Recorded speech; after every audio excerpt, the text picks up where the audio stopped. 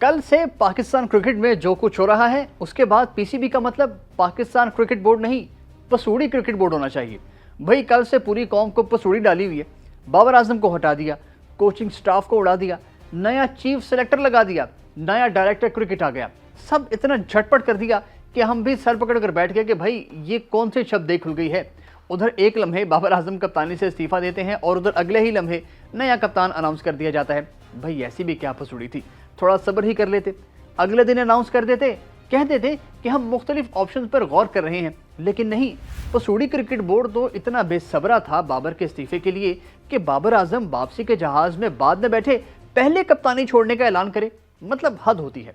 अब तो वाज़ेह हो गया कि बाबर के इस्तीफे से लेकर नए कप्तान शान मसूद और शाहीन शाह आफरीदी की तैनाती तक सब कुछ पहले से तय था। कौम को बिला वजह पसूड़ी डाली गई।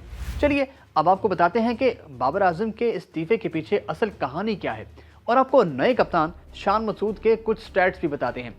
व्यूअर्स, बाबर आजम को कप्तानी से हटाए जाने में उनकी परफॉर्मेंस का कोई चक्कर नहीं। बस पाकिस्तान में एक रीत है कि वर्ल्ड कप शुरू होते ही कप्तान के खिलाफ महाज खोल दिया जाए।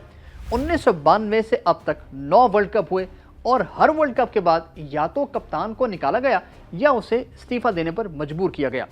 इमरान खान से लेकर बाबर आजम तक यही कहानी है। हालांकि बतौर कप्तान बाबर आजम के स्टैट्स अच्छे हैं। तीनों फॉर्मेट्स के कुल 134 मैचेस में बाबर आजम ने टीम को लीड किया, जिसमें 78 जीते और 44 हारे।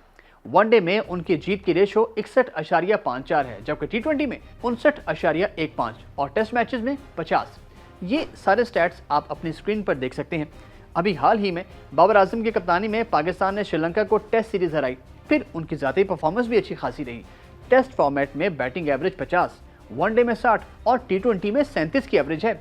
सो ये बात तो वाज़ेह हो गई कि मसला परफॉर्मेंस का नहीं कुछ और है।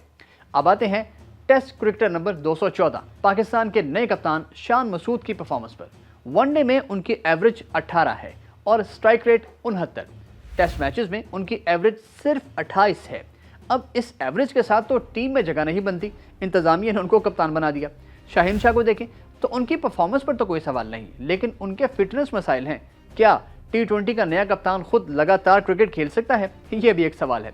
अच्छा, अब आपको बताते हैं असल कहानी। बाबर आजम की कप्तानी अब से नहीं 2021 से खतरे में थी। मेरा इशारा टी20 की तरफ है।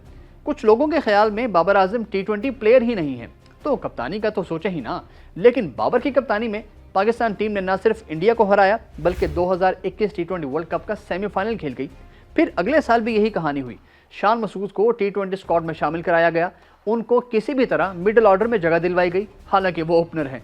इसका सीधा इशारा यही था कि इधर पाकिस्तान वर्ल्ड कप से आउट हुआ और उधर हम शान मसूद को बाबर की जगह कप्तान बना दें। लेकिन किस्मत का धनी बाबर आजम फाइनल खेल गया और प्लान फिर धरे का धरा रह गया। फिर पाकिस्तान व्हाइट बॉल फॉर्मेट में नंबर 1 बन गई तो मामला बिल्कुल दब गया। लेकिन इस वर्ल्ड कप में टीम की खराब परफॉर्मेंस ने इंतजामिया को मौका दे दिया कि वो बाबर आजम से कप्तानी छीन लें और टेक्निकली उन्होंने ऐसा कर दिया।